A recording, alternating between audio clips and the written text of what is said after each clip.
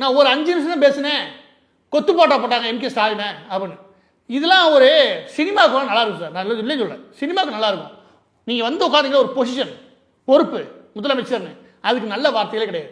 வழக்கம் போல் இதுலேயும் கெட்ட வார்த்தைகள் பேசினா சினிமா தேட்டரில் கைதிட்டு வாங்க, அதே மாதிரி சில வார்த்தைகளை நிப்பாட்டுறீங்க.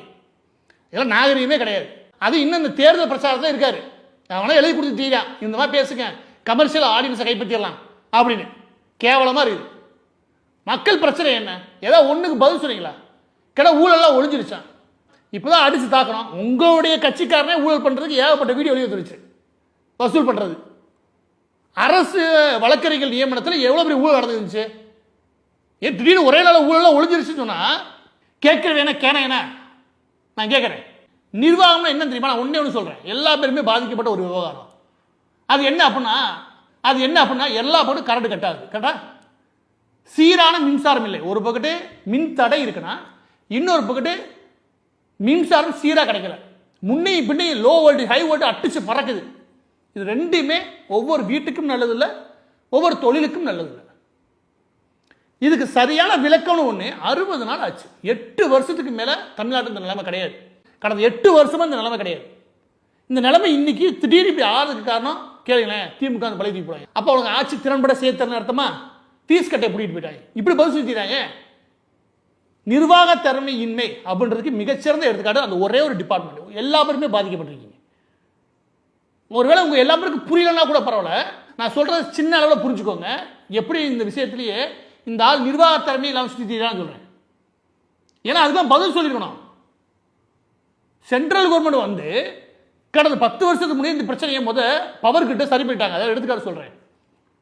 தமிழ்நாட்டில் ஸ்டேட் லெவலுடைய லோ டிஸ்பேச் சென்டர் ஒன்று இருக்குது. நீங்க எடுத்து போட்டு பாருங்க, சென்னை அண்ணா சாலையில் இருக்கும். அந்த சென்டர் ஆகட்டும், அதோட மானிட்டர் சென்டர் ஆகட்டும், இது எல்லாமே பார்த்தீங்கன்னா பெரிய லெவலில் சினிமா படத்தை பார்ப்போம்ல, அது மாதிரி பெரிய பேனல்ஸ் இருக்கும். எல்லா படம் டிஸ்பிளே இருக்கும். அது என்ன ஓடிக்கிட்டு இருக்குன்னா ஒவ்வொரு மணி நேரமும் ஒவ்வொரு நிமிஷமும் ஒவ்வொரு டிஸ்ட்ரிக்ட் ஒவ்வொரு பகுதியில் ஒவ்வொரு சப்ஸ்டேஷனில் எவ்வளோ வோல்டேஜ் இருக்குது, எவ்வளோ கரண்ட் தட்டுப்பாடு இருக்குது, என்ன மாதிரியான பிரச்சனைகள் போய்கிட்டு இருக்குது, அங்கே ஏதாவது ஃபால்ட் வந்துருக்குதா, அங்கே டிரான்ஸ்ஃபார்மருடைய டெம்பரேச்சரில் ஆரம்பித்து ஃப்ளக்சுவேஷன் வரைக்கும் எல்லாமே. இது எதுக்கு நான் சொல்கிறேன் அப்படின்னா, மின்சாரம் தயாரிக்கிறது இல்லையா, அது தயாரிக்கிறது ஒரு இடம். இது மட்டும் புரிஞ்சு வச்சுக்க, என்ன பிரச்சனை உங்களுக்கு புரிஞ்சிடும். தயாரிக்கிறது ஒரு இடம், அப்போ அது உற்பத்தி பண்ணுற இடம், அதாவது ப்ரொடக்ஷன் நடக்கிற இடம். இங்கே மின்சாரம் டிஸ்ட்ரிபியூஷன் ஆகுது. நம்மளுடைய போஸ்ட் படத்தில் இருந்து கடை, அது உங்களோட வீடு. இதுக்கு இடையில இருக்கிறது டிரான்ஸ்மிஷன். ஸோ ப்ரொடக்ஷன் நடக்கிற இடம், டிரான்ஸ்மிஷன், டிஸ்ட்ரிபியூஷன் 3 இருக்கா. இந்த டிஸ்ட்ரிபியூஷன் ஏரியாவில் ஏதாவது பிரச்சனை வச்சு வச்சுக்கவேன், அது ஒரு தெரு போகும், ஒரு சில இடங்களில் போகும், அவ்வளோதான். ஆனால் நடக்கிறது என்ன, பரவலாக போகுது. பரவலாக போகுதுன்னா என்ன காரணம்? அவ்வளோ ஓரளவு கரண்ட் தட்டுப்பாடு இருக்குமோ அப்படின்னு எடுத்து பார்த்தா ப்ரொடக்ஷன் கெப்பாசிட்டி பக்காவாக இருக்குது. மின் உற்பத்தி திறன் வந்து தமிழகத்தில் கரெக்டாக தான் இருக்குது. இந்தியாவுக்கு அது நிகராக தான் இருக்குது. இந்தியாவுக்கு நல்லா தான் இருக்குது. பின்ன மின் உற்பத்தியும் இருக்குது, டிஸ்ட்ரிபியூஷன்லேயே போனால் ஏதாவது ஒரு தெரு போகலாம். ஆனால் பரவலாக போகுது. இப்போ கேள்வி புரியுது உங்களுக்கு? எளிமையாக புரிஞ்சுக்க நம்புறேன்.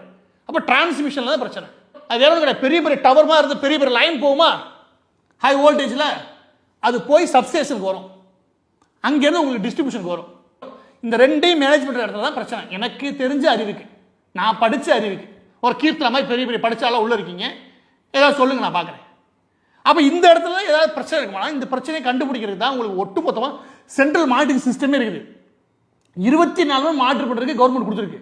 ஒருவேளை பெரிய ஃபால்ட்டே வருதுன்னு வச்சுங்க, அதாவது பீக்காக ஒருவேளை பவர் தேவைப்படுதுன்னா அந்த ஃபால்ட்டை சரி பண்ணுறது ஸ்டேட் கவர்மெண்ட்டுடைய அந்த லோ டிஸ்பேச் சென்டர் இல்லையா, அது உடனே ரீஜனலை கான்டாக்ட் பண்ணும். அதாவது தென்னிந்தியா வட இந்தியா பிரிச்சுருக்காங்களே, அந்த ஆஃபீஸை கான்டாக்ட் பண்ணுவாங்க அவங்க சரி பண்ணுறதுக்கு, இல்லை சென்ட்ரல் கவர்மெண்ட் கான்டாக்ட் பண்ணுவாங்க.